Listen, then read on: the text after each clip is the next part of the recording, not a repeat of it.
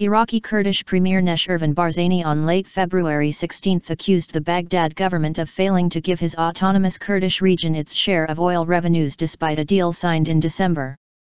Under the deal that should have taken effect from the start of the year, 250,000 barrels per day of oil are to be exported from the autonomous region and another 300,000 bpd from the disputed province of Kirkuk.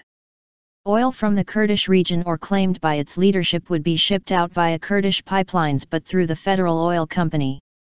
In return, Baghdad would release the regional government's share of national revenue, which had been frozen for more than a year in retaliation for Arbil's efforts to export oil unilaterally.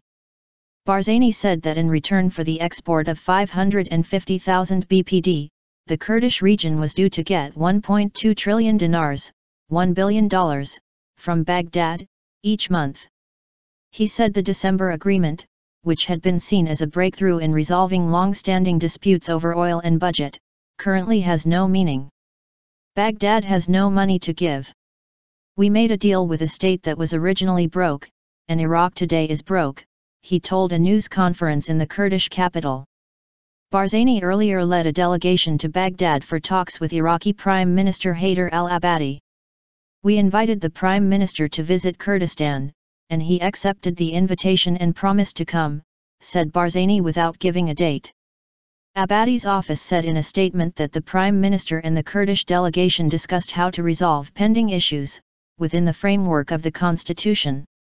The two sides also discussed the economic challenges that are facing the country, Abadi said in the statement. Iraq is facing many challenges including economic ones due to falling oil prices and the effect they have on the budget, he added. Abadi said his government was committed to the oil deal with the Kurds, echoing Barzani, who also insisted he wanted to see the problem resolved. Baghdad is almost entirely dependent on oil revenues and Arbil is in desperate need of cash to pay its civil servants and shore up its security. Falling oil prices have hit Iraq hard at a time when its expenditures have increased due to the battle against the Islamic State jihadist group which overran large areas of the country last year. At the end of January, Parliament approved a $99.6 billion budget, down from $102.5 billion that had been proposed by the cabinet, due to low oil prices.